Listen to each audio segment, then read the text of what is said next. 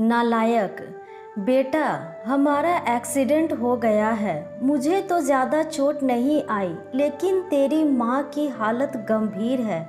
कुछ पैसों की ज़रूरत है और तेरी माँ को खून भी देना है।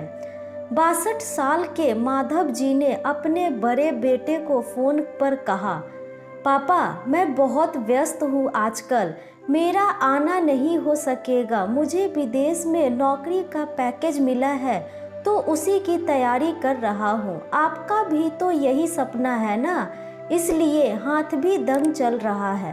पैसे की व्यवस्था कर लीजिए, मैं बाद में दे दूँगा। उनके बड़े इंजीनियर बेटे ने जवाब दिया। उन्होंने अपने दूसरे डॉक्टर बेटे को फ़ोन किया तो उसने भी आने से मना कर दिया। उसे अपने ससुराल में शादी में जाना था। हाँ, इतना ज़रूर कहा कि पैसों की चिंता मत कीजिए, मैं भिजवा दूंगा। यह अलग बात है कि उसने कभी पैसे नहीं भिजवाए। उन्होंने मायूसी से फ़ोन रख दिया।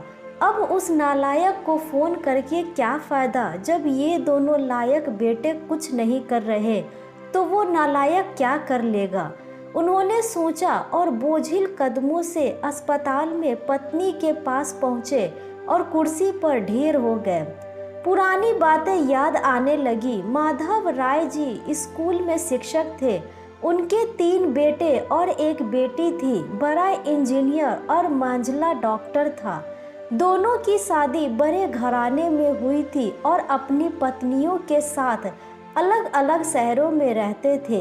बेटी की शादी भी उन्होंने खूब धूमधाम से की थी। सबसे छोटा बेटा पढ़ाई में ध्यान नहीं लगा पाया था। 11वीं के बाद उसने पढ़ाई छोड़ दी और घर में ही रहने लगा। कहता था, मुझे नौकरी नहीं करनी, अपने माता पिता की सेवा करनी है। इसी बात पर मास्टर साहब उससे बहुत नाराज रहते थे। उन्होंने उसका नाम ही नालायक रख दिया था। दोनों बड़े भाई पिता के आज्ञाकारी थे, पर वह गलत बात पर उनसे भी बहस कर बैठता था। इसलिए माधव जी उसे पसंद नहीं करते थे। जब माधव जी की रिटायर हुई तो जमा पूंजी कुछ भी नहीं थी। सारी बचत दोनों बच्चों की उच्च शिक्षा और बेटी की शादी में खर्च हो गई थी। शहर में एक घर, थोड़ी जमीन और गांव में थोड़ी सी जमीन थी। घर का खर्च उनकी पेंशन से चल रहा था। माधव जी को जब लगा कि छोटा सुधरने वाला नहीं तो उन्होंने बंटवारा कर दिया और उसके हिस्से की जमीन उसे देकर उसे गांव में ही रहने भेज दिया। हालांकि वह जाना नहीं चाहता था, पर पिता की जिद के आगे झुक गया और गांव में ही झोपड़ी बनाकर रहने लगा। माधव जी सबसे अपने दोनों होनहार और लायक बेटों की बड़ाई किया करते। उनकी सीना गर्व से चौड़ा हो जाता था, पर उस नालायक का नाम भी नहीं लेते थे। 2 दिन पहले दोनों पति पत्नी का एक्सीडेंट हो गया था। वह अपनी पत्नी के साथ सरकारी अस्पताल में भर्ती थे और डॉक्टर ने उनकी पत्नी को ऑपरेशन करने के लिए कहा था। पापा पापा सुनकर तंद्रा टूटी तो देखा सामने वही नालायक खड़ा था। उन्होंने गुस्से से मुंह फेर लिया, पर उसने पापा के पैर छुए और रोते हुए बोला, पापा, आपने इस नालायक को क्यों नहीं बताया? पर मैंने भी आप लोगों पर जासूस छोड़ रखे हैं। खबर मिलते ही भाग आया। पापा के विरोध के बावजूद उसने उनके एक बड़े अस्पताल में भर्ती कराया, माँ का ऑपरेशन कराया और अपना खून दिया। दिन रात उनकी सेवा में लगा रहा कि एक दिन वह गायब हो गया। वह उसके बारे में फिर बुरा सोचने लगे थे कि तीसरे दिन वह वापस आ गया। महीने भर में ही माँ एकदम भली चंगी हो गई। वह अस्पताल से छुट्टी लेकर उन लोगों को घर ले आया। माधव जी के पूछने पर बता दिया कि खैराती अस्पताल था, पैसे नहीं लगे हैं। घर में नौकरानी थी ही। वह उन लोगों को छोड़कर वापस गांव चला गया। धीरे धीरे सब कुछ सामान्य हो गया था। एक दिन यूं ही उनके मन में आया कि उस नालायक की खबर ली जाए।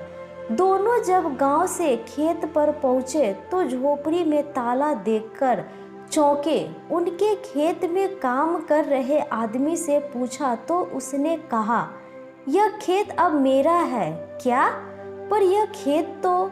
उन्होंने बहुत आश्चर्य हुआ। हाँ, उसकी माँ की तबीयत बहुत खराब थी, उसके पास पैसे नहीं थे तो उसने अपने सारे खेत बेच दिए। वह रोजी रोटी की तलाश में दूसरे शहर चला गया है।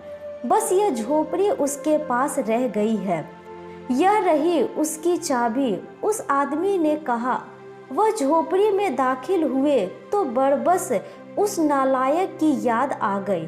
टेबल पर पड़ा लिफाफा खोलकर देखा तो उसमें रखा अस्पताल का 9 लाख का बिल।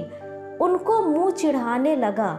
उन्होंने अपने पति से कहा, जानकी, तुम्हारा बेटा नालायक तो था ही, झूठा भी निकला।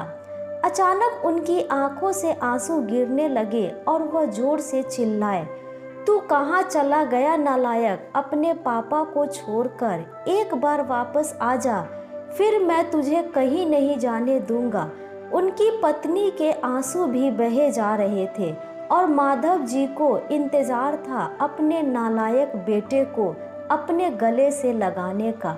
सचमुच वह बहुत नालायक था।